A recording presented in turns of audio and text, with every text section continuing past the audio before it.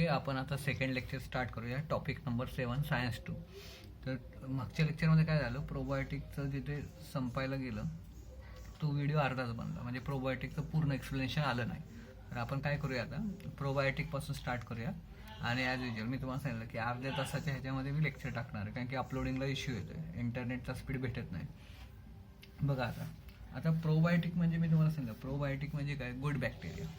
So probiotic म्हणजे good bacteria की जो काय करतो, तुमच्या इंटेस्टाईनमध्ये म्हणजे आतड्यांमध्ये चांगल्या बॅक्टेरियाची संख्या वाढवतो आणि हार्मफुल बॅक्टेरियाची संख्या कमी करतो.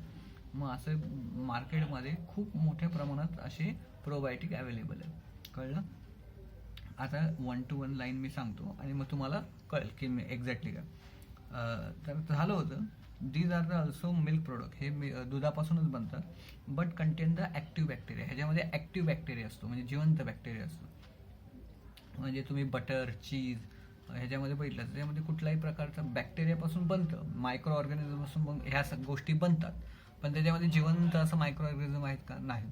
उदाहरणार्थ दह्यामध्ये ऑफकोर्स त्याच्यामध्ये ॲक्टिव्ह बॅक्टेरिया असतो.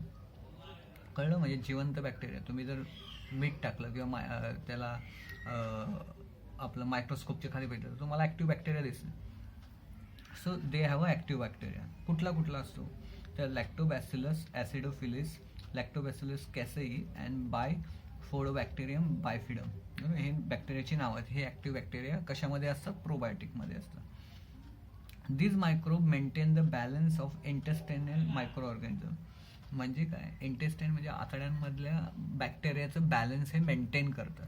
ह्याचाच अर्थ काय की तुम्हाला माहिती आहे की आपल्या पोटामध्ये एंडोपॅरासाइट नावाचा बॅक्टेरिया असतो. म्हणजे त्याचे काय, आतल्या जीवावर अवलंबून असलेला किंवा त्या होस्टवर अवलंबून असणारा, पण बॉडीच्या आतमध्ये असलेला. तर हा बॅक्टेरिया महत्त्वाचा आहे का? हो. तर तुम्हाला माहिती आहे, जर तुम्हाला फूड डायजेशन करायचं असेल तर हा बॅक्टेरिया महत्त्वाचा आहे. मग हे प्रोबायोटिक काय करतात की ॲक्टिव्ह बॅक्टेरियाची संख्या वाढवतात, जे गुड आहे, आणि हार्मफुल बॅक्टेरियाची संख्या काय करतात? कमी होतात, म्हणजे हार्मफुल आहे. उदाहरणार्थ तुम्हाला माहिती आहे की जर तुम्हाला लूज मोशन झाले तर त्याच्यामध्ये काय होतं की लूज मोशनमध्ये एक प्रकार असतो की ज्याच्यामध्ये बॅक्टेरिया, हार्मफुल बॅक्टेरिया डेव्हलप होतो. कळलं? इथे एक्झाम्पल पण दिले, क्लोस्ट्रिडियम नावाचा बॅक्टेरिया जो हार्मफुल आहे.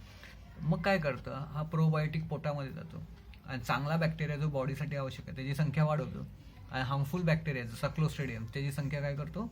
कमी करतो. सो तर त्याच्यामधले तुम्हाला प्रोबायोटिकमधले बॅक्टेरिया कळले. सो मग काय करतो, पॉप्युलेशन हार्मफुल बॅक्टेरियाची कमी करतो. Probiotic produce are available in various form.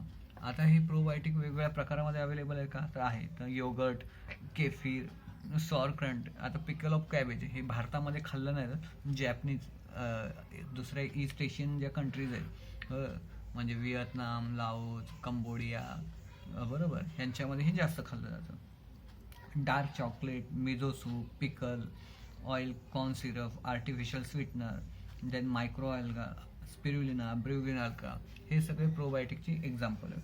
Y the probiotic have the develop the importance in recent days.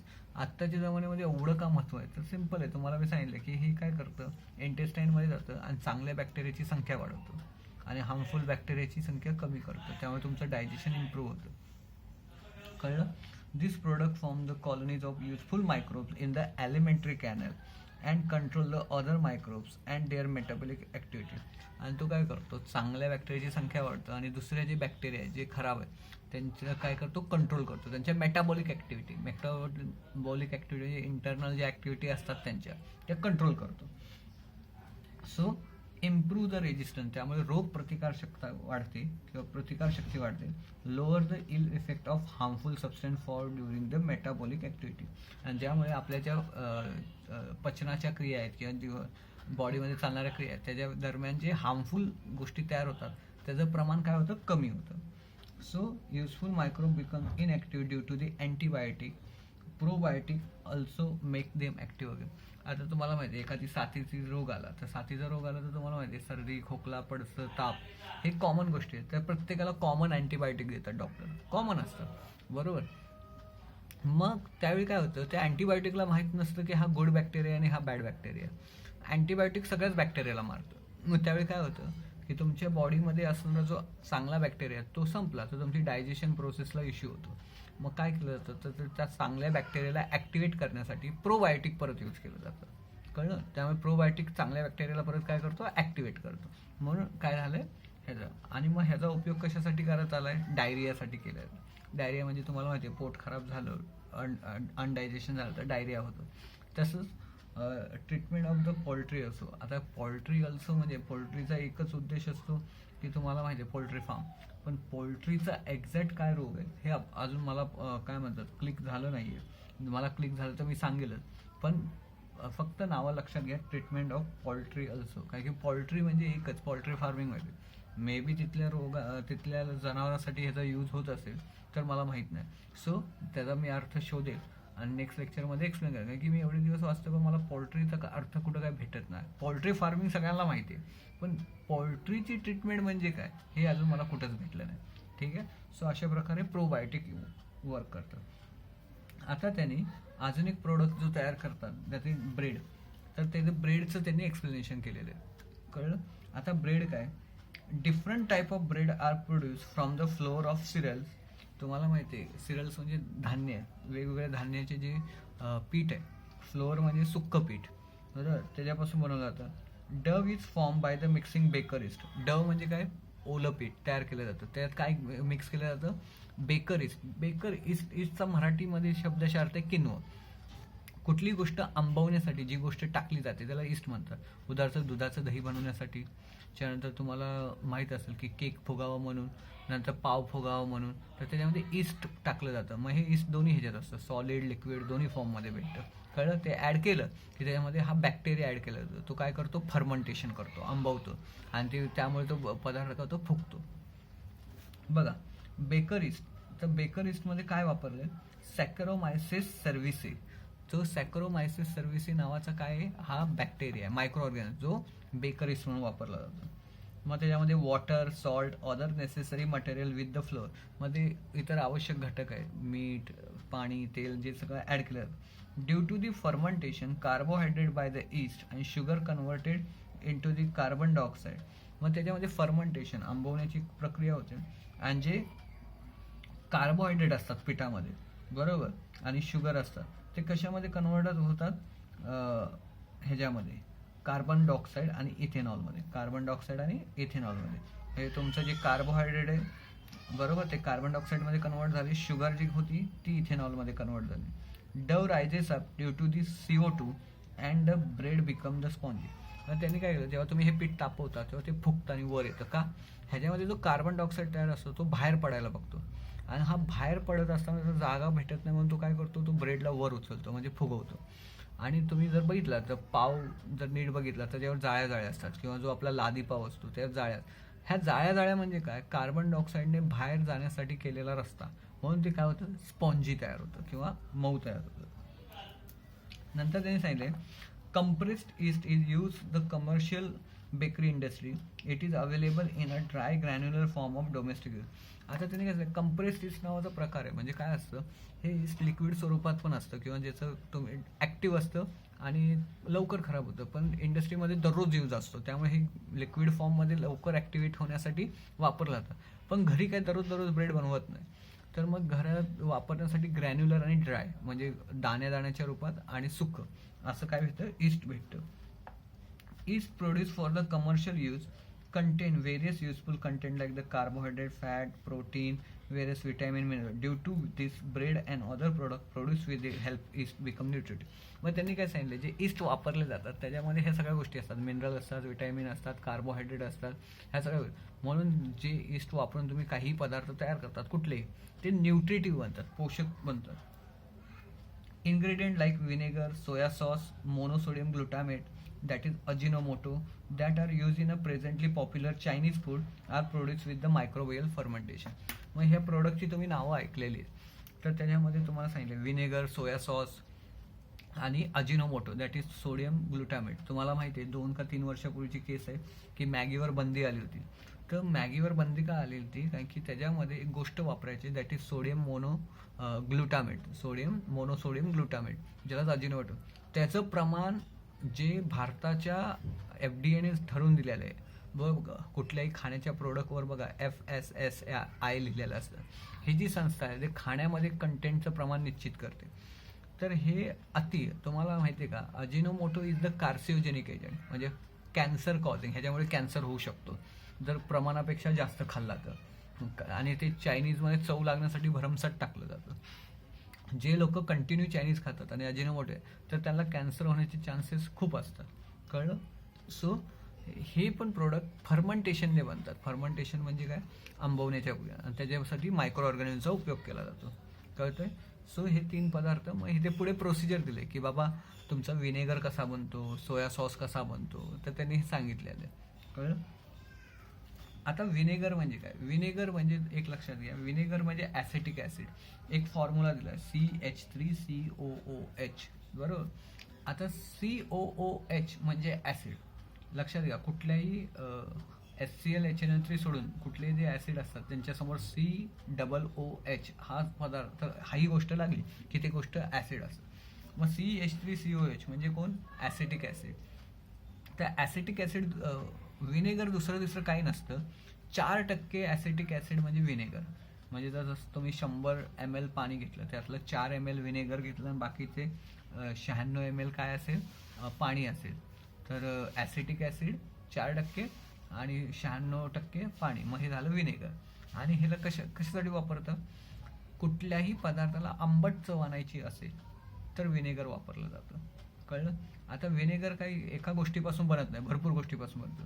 मग ॲपलपासून जे विनेगर बनवतात, सफरचंदपासून, त्याला सीडर म्हणतात. काय म्हणतात? सीडर. सो वेगवेगळ्या पदार्थांपासून पण विनेगर बनवलं जातं.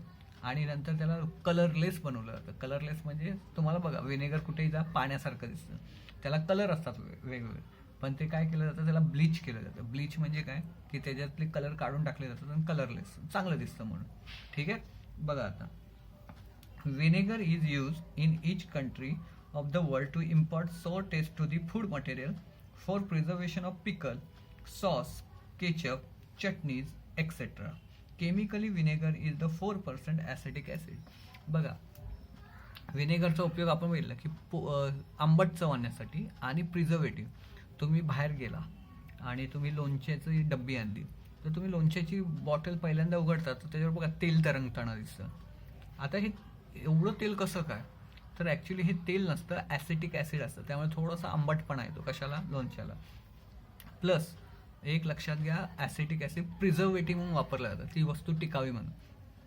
तुम्ही सॉस घ्या, तुम्हाला वर पातळ पदार्थ तरंगताना दिसेल. तुम्ही कुठलाही बाहेरचा ठेचा आणा पॅकेटमधला, त्याला बघा थोडीशी आंबट चव असणार. का?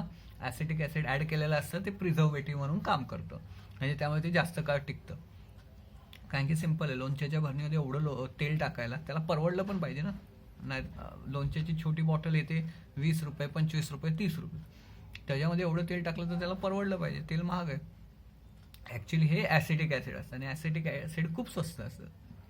केमिकली ॲसिटिक ॲसिड 4% म्हणजेच विनेगर, त्यालाच विनेगर म्हटलं जातं. मग नंतर ethanol and alcohol is obtain bye the fermentation of carbon compound like fruit juice, maple syrup, sugar molasses, starch of the root with help of is Saccharomyces cerevisiae.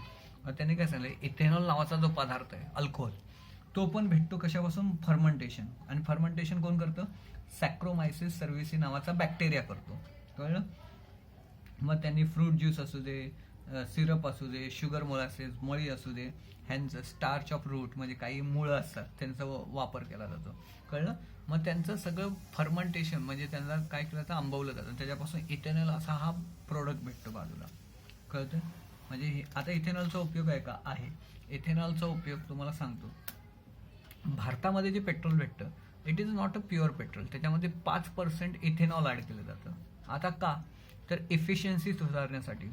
कसं असतं, जेव्हा तुम्ही नुसतं पेट्रोल टाकता तर ते पेट्रोल पूर्ण जळत नाही, काही पेट्रोल उरतं. मग ते असं उरू नये आणि वाया जाऊ नये म्हणून त्यात 5% इथेनॉल टाकतात. इथेनॉल काय करतं, चांगलं इग्निशनचं काम करतं, जळण्याचं काम जास्त चांगलं करतं. त्यामुळे पेट्रोल पूर्ण जळतं आणि त्यामुळे तुमचा पुरेपूर उपयोग होतो पेट्रोलचा. मग इथेनॉल ॲड केलं जातं. मग लिहिलेलं असतं इथेनॉल ब्लेंडेड. 5% ही मर्यादा आहे गव्हर्नमेंटने ठरवलेली, त्याच्यापेक्षा जास्त नाही.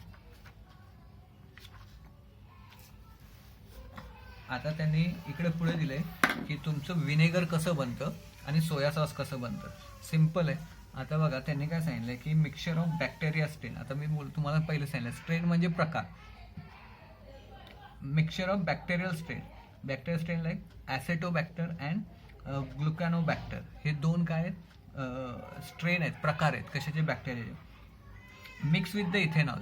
इथेनॉल सोबत काय केलं जातं, मिक्स केलं जातं फॉर इट्स मायक्रोबायल डिग्रेडेशन. म्हणजे काय करतात हे दोन बॅक्टेरिया इथेनॉलमध्ये मिक्स केले तर ते काय करतात इथेनॉलचं डिग्रेडेशन म्हणजे कॉम्प्लेक्स सबस्टन्स सिम्पल सबस्टन्समध्ये कन्व्हर्जन करून आणतात. That is non as a microbial degradation. आणि ह्याच्यामध्ये acetic acid and other by product तयार होतात. म्हणजे आता तुम्ही काय केलं, इथेनॉल घेतलं, इथेनॉलमध्ये हे दोन बॅक्टेरिया टाकले, ॲसेटोबॅक्टर आणि ग्लुकोनोबॅक्टर. आता त्यांनी काय केलं, त्याचं फर्मेंटेशन केलं.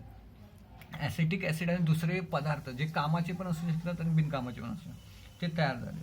आता काय केलं आपण, काही प्रोसेस असतात सेपरेशनचं.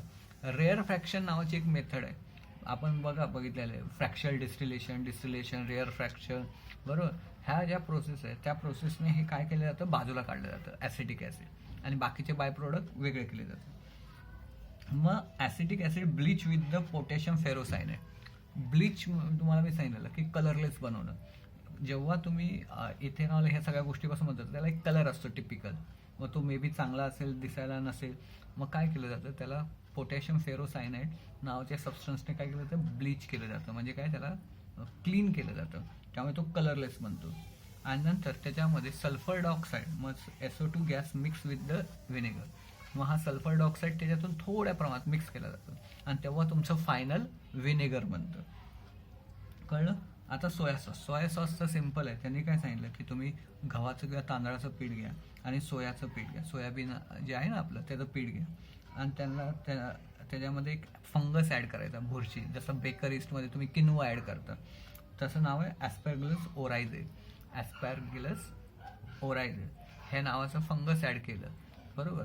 तर हे फंगस त्याला फर्मेंटेशन करतं. फर्मेंटेशन केल्यानंतर जे लिक्विड तयार होतं तेच म्हणजे तुमचं सोया सॉस. मग अशा प्रकारे तुमचं सोया सॉस आणि व्हिनेगर बनतं. त्याच्या खाली बिव्हरेजेस, थंड पेय बोलतो, पेय दिलेले आहेत. आता ते तुम्हाला नावं लक्षात ठेवायचं आहे, कुठला बॅक्टेरिया काय करतो. तर त्यांनी सांगितलं बघा, कॉफी, लास्टचा कॉलम, कॉफी, कोकोआ, वाईन आणि सीडर. कॉफी तुम्हाला माहिती आहे, कोकोआ म्हणजे तुम्हाला माहिती आहे कॉफीमध्ये प्रकार आहे. कॉफीचिनो म्हणजे असं फेस येणारी कॉफी घट्ट असते, तो कोकोआ. वाईन माहिती आहे. सीडर म्हणजे तुम्हाला सांगितलं ॲपलपासून बनवलेलं व्हिनेगर म्हणजे सीडर. आता तुम्हाला मायक्रोबची नावं बघायची. कॉफीमध्ये लॅक्टोबॅसिलस ब्रेव्हिस नावाचा बॅक्टेरिया यूज केला.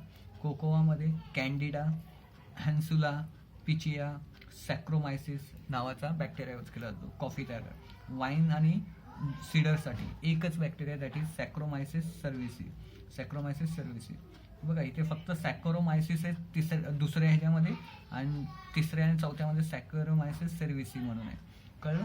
मग ह्यांचा जोड्या लावामुळे येतं जातं की कुठला बॅक्टेरिया कॉफी, कोकोआ, वाईन ह्यासाठी लागतो. रोल लक्षात राहतो इझिली, कारण की पहिले दोन आहे separation seed from the fruit आहे, दुसरे दोन आहे फर्मेंटेशन ऑफ दोनच उपयोग आहे, पहिले दोन आणि लाचे दोन, बरोबर.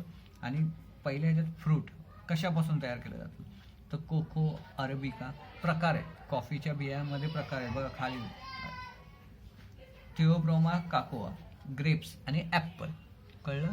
सो हे काय आहेत, प्रकार आहेत, फ्रूट आहेत, त्याच्यापासून काय काय बनतात. मेन येणार तुम्हाला मायक्रोब आणि नेम ऑफ बिव्हरेज, कुठले मायक्रोब्स यूज केले जातात हे बिव्हरेज बनण्यासाठी. कळलं. सो आता ह्याच्यामध्ये सर्वात महत्त्वाचा टॉपिक जो येतो तो म्हणजे तुमचा मायक्रोबियल एन्झाईम. आता एन्झाईम म्हणजे तुम्हाला माहिती आहे केमिकल प्रोडक्ट असतात बॉडीमध्ये, पण आपल्या एन्झाईम आणि हार्मोन्स आहेत. तर असे मायक्रो बॅक्टेरिया जो आहे ते एन्झाईम तयार करतात आणि त्या एन्झाईमचा उपयोग इंडस्ट्रीसाठी किंवा कारखान्यांमध्ये केला जातो. आता ह्याच्यामध्ये काय सांगितलं आहे की ॲक्च्युली ह्या मायक्रो ऑर्गॅनिझम जे एन्झाईम बनवतात त्यामुळे आपल्याला खर्च कसा कमी होतो हे सांगितलं. तर त्याच्यामध्ये एक सिम्पल एक उदाहरण सांगतो आरती, की समजा एखादी रिॲक्शन मला माहिती आहे 2000 डिग्री सेल्सिअसलाच होती, बरोबर. म्हणजे त्याच्यामध्ये मला कॅटलिस्ट टाकावं लागतो. तुम्हाला माहिती आहे कॅटलिस्ट म्हणजे काय, एखादी रिॲक्शन फास्ट करण्यासाठी एक पदार्थ ॲड करतात, त्याला कॅटलिस्ट म्हणतात. पण तो कॅटलिस्ट फक्त 2000 डिग्रीलाच काम करतो, त्याच्या खाली टेम्परेचरला काम करत नाही. तर काय होतं की मला आता 2000 डिग्री टेम्परेचर करण्यासाठी तेवढं इंधन जाळावं लागणार, आणि मी जेवढं जास्त इंधन जाळणार तेवढी त्या वस्तूची किंमत वाढणार का, मला तेवढं इंधन जाळावं लागलं, पेट्रोल, डिझेल, लाकूड, कोळसा काय असेल ते. आणि प्लस जे कॅटलिस्ट मी वापरलं आहे ते कॅटलिस्ट जर करोडेबल असेल, म्हणजे ज्या भांड्यामध्ये मी जी रिॲक्शन करणार आहे मोठमोठ्या, त्या भांड्याला खराब करणार असेल, तर माझी प्रोडक्शन कॉस्ट का वाढते, कारण की काही रिॲक्शन झाल्यानंतर ते भांडं जे आहे मोठं ते खराब होणार, मला बदलावं लागणार, नवीन आणावं लागणार. कळलं, म्हणजे ती पण किंमत वाढली. पण मायक्रोबियल एन्झाईम जे असतात ते कमी टेम्परेचरला काम करतात, कमी प्रेशरला काम करतात, आणि त्यांच्यामुळे ती भांडी पण खराब होत नाही. म्हणजे माझं इंधन वाचलं का, कारण की प्रेशर कमी लागत असल्यामुळे आणि टेम्परेचर कमी लागत असल्यामुळे मला इंधन जाळायची गरज नाही. त्यानंतर ते यूज केल्यामुळे काय होत नाही, भांडे खराब होत नाही. नंतर अजून एक आहे की आपण जे केमिकल कॅटलिस्ट वापरतो ती रिॲक्शन करत असताना काहीतरी बाय प्रोडक्ट तयार करतात दुसरे. म्हणजे समजा मला ए पासून बी तयार करायचं आहे, तो कॅटलिस्ट टाकल्यानंतर ए पासून बी तयार होणार, पण बी सोबत काहीतरी दुसरं अजून भलतंच तयार होणार, समजा सी तयार झालं. पण मला काय पाहिजे, फक्त बी पाहिजे, तर मला तो सी सेपरेट करावा लागणार. मग ती सेपरेट करण्यासाठी जर मला कुठली तरी अवघड प्रोसिजर वापरायला लागत असेल त्याचे पण पैसे ॲड झाले. पण मायक्रोबियल एन्झाईम जे असतात त्याच्यामध्ये कुठलेही असे बाय प्रोडक्ट तयार होत नाही, स्पेसिफिक असतात, ह्याच्यापासून हे म्हणजे हेच तयार होणार. ए पासून बी बोलत ना तर तेवढं बीच तयार होणार, सी तयार नाही होणार. मग अशा प्रकारे कंपन्यांमधली कॉस्ट कमी होते जर तुम्ही कॅटलिस्टच्या जागी मायक्रोबियल एन्झाईम्स वापरले. कळलं. मग अशा प्रकारे हा टॉपिक आहे. बघा, microbial enzymes nowadays instead of chemical catalyst, म्हणजे केमिकलचे कॅटलिस्ट वापरायच्या ऐवजी microbial enzyme are use in the chemical industry, ह्यांचा उपयोग केला जातो. These enzyme are active at low temperature, low pH and low pressure. हे एन्झाईम कमी टेम्परेचरला, कमी पीएचला, कमी प्रेशरला काम करतात. Due to which energy save, बरोबर, एनर्जी सेव्ह होते. Erosion proof instrument are also not necessary. नंतर एरोजन प्रूफ म्हणजे जे मेटल खराब होणार नाही अशी भांड्यांची गरज नसते, म्हणजे हे कुठल्याही भांड्यामध्ये काम करू शकतं, म्हणजे ह्यांचं काय होणार नाही, डिग्रेडेशन होणार नाही मेटलचं. Enzyme carry out the specific process, एक विशिष्टच प्रोसेस कॅरी करतात, त्यामुळे hence unnecessary product are not form, due to which expenses on purification minimize. बरोबर, मी तुम्हाला सांगितलं की ए पासून बी, तर ए पासून बीच तयार करणार, ए पासून बी आणि सी तयार नाही करणार, कारण त्यामुळे सीला वेगळी करण्याचे अजून खर्च वाचला. Specific, in case of microbial enzyme reaction, elimination, decomposition of waste material is avoided, enzyme can be reuse. बरोबर, म्हणजे मायक्रोबियल एन्झाईम तुम्ही वापरता तेव्हा त्या एन्झाईमने रिॲक्शन करणे किंवा त्याला बाजूला काढणे किंवा त्याचं विघटन होणे, म्हणजे तो खराब होणे, असा प्रकार होत नाही. त्यामुळे जे एन्झाईम आपण यूज केले ते परत यूज करता येतात का, तर येस, परत ते यूज करता येतात, त्यामुळे तो पण खर्च वाचतो की नवीन घ्यायचं. Hence such enzyme are eco friendly, त्यामुळे हे इको फ्रेंडली, पर्यावरण पूरक असतात. Some example of microbial enzyme are oxidoreductase, transferase, hydrolase, lyases, isomerases and ligase. Process of dirt and murk removal occur at the low temperature too due to the mixing enzyme with detergent. Glucose and fructose syrups can be obtained from the corn flour by reaction enzyme obtained from the Bacillus streptomyces. Microbial enzyme are used in various industries like cheese. हे खाली उपयोग दिले. Uses, तिसरा paragraph आहे तो युजेसवाला. आता बघा, आणि त्यांनी उपयोग दिलाय की जर तुम्हाला बघा काही डाग असतात जात नाहीत, मग त्यांच्यासाठी मायक्रोबियल एन्झाईमचा उपयोग केला जातो. पेपर इंडस्ट्रीमध्ये वापरतात, नंतर सिरप बिरप बनवण्यासाठी वापरतात. हे युजेस आहेत लागतात. तुम्हाला ह्याच्यावर कसा क्वेश्चन विचारतात तुम्हाला सांगतो. मायक्रोबियल एन्झाईमचे फायदे काय, म्हणजे तो पहिला पॅरेग्राफ. मग मायक्रोबियल एन्झाईमचे 2 ते 3 उदाहरणं सांगा. मग इथे नावं आलेत बघा, ट्रान्सफरेज, हायड्रोलेज, लायझेस, आयझोमरेज, लिगेज. मग ह्याच्यामधली कुठली पण 2-3 नावं पाठ करून ठेवा जी सोपी वाटतात ते. बरोबर, की मायक्रोबियल एन्झाईमचे उपयोग काय, what is the use of microbial enzyme, और त्याच्यामुळे काय फायदे झाले. Give the 2 example, give it uses, त्याचा उपयोग कुठं होतं. मग तर तिसरा पॅरेग्राफ आहे की डर्ट रिमूव्ह करण्यासाठी डिटर्जंट म्हणून केला जातो, नंतर सिरप बनवण्यासाठी फ्रुक्टोज आणि ग्लुकोजचा, त्यानंतर micro use in various industry like cheese plant, त्यानंतर लेदर, पेपर, टेक्स्टाईल हे उपयोग झाले. मग हे 3 उपयोग आहेत. मग अशा प्रकारे 3 मार्काचा क्वेश्चन विचारू शकतात ह्याच्यावर. आणि ऑलरेडी बोर्डाने एक क्वेश्चन विचारलेला आहे, कळलं? मे बी स्वाध्यायामध्ये असेल हा. ठीक आहे. आता बघा इथे बाजूला organic acid use in a various commercial product micro for the same. तर त्यांनी काय सांगितले, अमायनो ॲसिड आहे, तो अमायनो ॲसिड कुठल्या पदार्थापासून बनवला जातो आणि तो अमायनो ॲसिडचा यूज कुठं कुठं आहे. आता अमायनो ॲसिड हा are the essential for the human body, त्याच्यापासूनच प्रोटीन बनतात, कळलं? आणि इथे बॅक्टेरिया दिले. तर बॅक्टेरियामध्ये बघा, तर ब्रेव्ही बॅक्टेरियम आणि कॉर्निओ बॅक्टेरियम तो ग्लुटॅमिक ॲसिड बनतो. ते कशासाठी यूज केलं जातं? मोनोसोडियम ग्लुटामेट अजिनोमोटो बनवण्यासाठी उपयोग केला जातो. ॲस्परगिलस नायजर सिट्रिक ॲसिड बनवतं, एक ग्लुकोनिक ॲसिड बनवतं, दोन्ही सेम. मग सिट्रिक ॲसिडचा उपयोग तुम्हाला माहिती आहे, विटॅमिन सी आहे. तर drink, coffee, chocolate production. Gluconic acid production of minerals and supplement for the calcium and iron, calcium आणि आयर्नच्या गोळ्या बनवण्यासाठी. लॅक्टोबॅसिलस डेलब्रुकी हा बघा शब्द आपण कुठं ऐकला होता सुरुवातीला, काय बनवत असताना आपण चीज प्रोडक्शन, बटर प्रोडक्शन करत होतो ना त्यावेळी, योगर्ट त्यावेळी. तर लॅक्टिक ॲसिड बनवतो. Source of nitrogen production of vitamin, नायट्रोजनसाठी विटॅमिनच्या ज्या गोळ्या असतात त्यामध्ये नायट्रोजन वापरण्यासाठी. नायट्रोजन प्रोटीनचा बेस आहे, कुठलंही प्रोटीन नायट्रोजनशिवाय बनवू शकत नाही, हे लक्षात ठेवा. नंतर ॲस्परगिलस, परत नायजर होतं, इथे इटकॉनिक ॲसिड बनवतं, पेपर, टेक्स्टाईल ह्याच्यामध्ये वापरलं जातं, कळलं? तुम्हाला हे मायक्रोब्स येतात आणि त्यांचा यूज येतो, किंवा हे ॲसिड, बरं.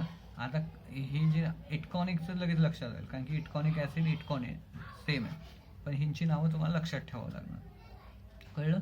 मग मॅच द फॉलोइंग, मायक्रोब आणि कुठले अमिनो ॲसिड बनवतं, किंवा मायक्रोब्स आणि त्यांचा यूज कुठे आहे, बरोबर? म्हणजे ह्या ॲस्परगिल नायजरचा उपयोग इथे होतो, ॲस्परगिल नायजरचा इथे उपयोग आहे, लॅक्टर. मग हे 3 तुम्हाला महत्त्वाचे आहेत, मायक्रोब्स, ॲमिनो ॲसिड आणि यूज, लक्षात ठेवायचे, कळतंय? आता व्हॉट इज द झॅन्थम गम. आता झॅन्थम गम काय, तर एक लक्षात घ्या, ह्याचा उपयोग थिकनेस आणण्यासाठी होतो. तुम्ही बघा घरी आईस्क्रीमची पावडर भेटते, आपण आईस्क्रीम तयार करतो, पण ती आईस्क्रीम तशी सॉफ्ट आणि सॉलिड नाही होत जशी तुम्ही बाहेर अमूल, वाडीलाल ह्या घेतात तसं नाही. मग त्याला एक टेक्स्चर आणण्यासाठी किंवा तो सॉफ्टनेस किंवा घट्टपणा आणण्यासाठी त्याच्यामध्ये झॅन्थम गम ॲड केलं जातं, कळलं? झॅन्थम गम. त्यामुळे ती बाजारात भेटणारी आईस्क्रीम आणि घरातली आईस्क्रीम जरा वेगळी असते.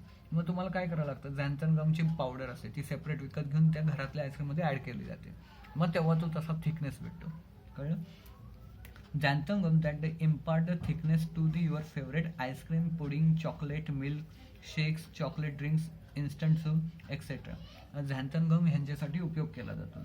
दिस gum is obtain by the fermentation of starch and molasses with help of xanthomonas species. Xanthomonas नावाचा बॅक्टेरिया आहे, बरोबर, त्याच्यापासून हे मिळवलं जातं. काय करून? फर्मेंटेशन. कशाचं? Starch and molasses. मोलॅसिस म्हणजे मळी, स्टार्च किंवा मोलॅसिस. स्टार्च, आणि तुम्हाला माहिती आहे तांदळाची पावडर म्हणजे त्यामध्ये स्टार्च असतो, लक्षात ठेवा, कळलं? तर जिलेटिन पावडर, स्टार्च म्हणजे सिम्पल आहे, तुम्ही जर तांदळाची पावडर बनवली तर ते स्टार्च झालं, आणि त्याच्यामध्ये तुम्ही झॅनोथोमोनास स्पीशीज झाली तर तुम्हाला असं पदार्थ भेटेल की तो थिकनेस आहे, किंवा cornflour. It is variously useful due to the properties like solubility. ह्याचा उपयोग भरपूर आहे, का? कारण की हा हॉट अँड कोल्ड वॉटर दोघांमध्ये काय होतं, डिझॉल्व्ह होतो, आणि हाय डेन्सिटी घनता येते ह्याच्यामुळे. It is use for the production of pigment, fertiliser, weedicide, textile pigment, toothpaste, high quality paper. म्हणजे काय, एक प्रकारे त्याला घट्टपणा देण्याचे काम देत असल्यामुळे ह्यांचा कलरमध्ये उपयोग केला जातो, टूथपेस्टमध्ये उपयोग केला जातो, हाय क्वालिटी पेपर बनवण्यासाठी उपयोग केला जातो. मग हे वेगळं तुम्हाला दिलं. हे डायग्राम जे आहे ॲस्परगिलस नायजरची, हा बॅक्टेरिया, ही तुम्हाला प्रॅक्टिकलमध्ये पण आहे, कळलं, सायन्स 2च्या, त्यामुळे लक्षात ठेवा. हा टॉपिक झॅन्थोगम आणि ही वेगळं आहे, हां, नाही तर तुम्ही ह्यालाच ॲड करून टाकता. आता इथे बघा, मायक्रोबियल प्रोसेसपासून कुठले कुठले ॲसिड भेटतात आणि त्याचा रोल काय, म्हणजे ते कशासाठी वापरतात.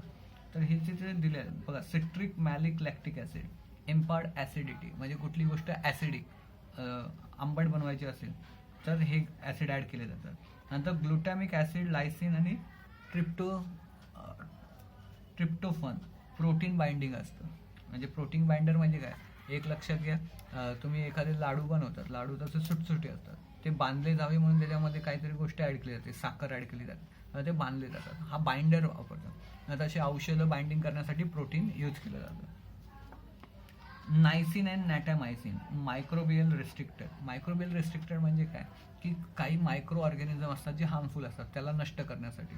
उदाहरणार्थ तुमचे स्किनचे जे डिझीज आहे बरोबर, स्किनचे, तर त्या ज्या क्रीम असतात स्किन डिझीज घालवण्यासाठी बरोबर, तर ती त्याच्यामध्ये नायसिन आणि नॅटामायसिन हे मेन कंटेंट असतं बघा.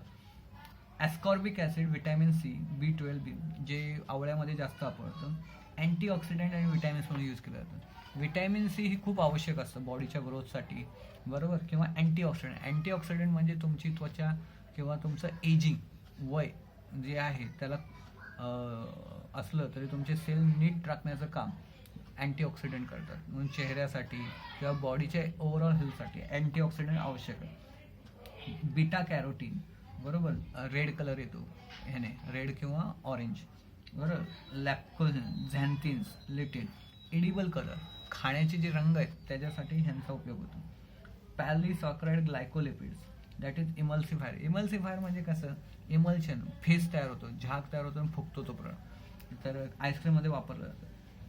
नंतर तुम्हाला vanillin, ethylene butyrate, peppermint flavour, essence of various fruit and म्हणजे आर्टिफिशियल जे इसेन्स आहे बरोबर. तुम्ही बघा काही गोळ्या खातात की जो कैरीसारख्या लागतात, मँगो सारख्या लागतात, त्याच्यामध्ये रिअलमध्ये मँगो कैरी काय असं असतं का, नाही, त्यात फ्लेवर ॲड केले जातात, त्यामुळे तो चव येते, इसेन्स येतो. मग व्हॅनिला आहे, इथेल ब्रँड, मग ते इसेन्स आहे. Xylitol and aspartame, that is artificial sweetener. तुम्हाला माहिती आहे शुगर फ्रीच्या गोळ्या असतात, डायबेटिक लोकांना त्याचा चहा दिला जातो, किंवा त्यांना जर समजा एखाद्या वेळी केक किंवा मिठाई खायची असेल तर त्यांना त्या गोळ्यांपासून बनलेलं काय केलं जातं, हे दिलं जातं, केक दिला जातो का, कारण की त्यांना साखर वाढत द्यायची नसते. मग जो झॅलिटॉल किंवा ॲपार्टमेंट नावाचा जो केमिकल तयार होतो मायक्रोबियलमुळे, तो आर्टिफिशियल स्वीटनर म्हणून यूज केला जातो, कळते. सो हे चार्ट जे सांगितले ते 100% तुम्हाला लक्षात ठेवायचे, कळलं, लक्षात ठेवायचे, कारण की मॅच द फॉलोइंगसाठी विचारतात, मे बी स्वाध्यायामध्ये एखाद दोन असेल पण. सो प्लीज हे लक्षात ठेवा व आपण मग तिसऱ्या लेक्चरमध्ये हा धडा बघू. ओव्हर झाला तर ओव्हर करण्याचा प्रयत्न करू, पण काही करणार नाही, शक्यतो होईल थर्ड लेक्चरमध्ये. Okay, bye.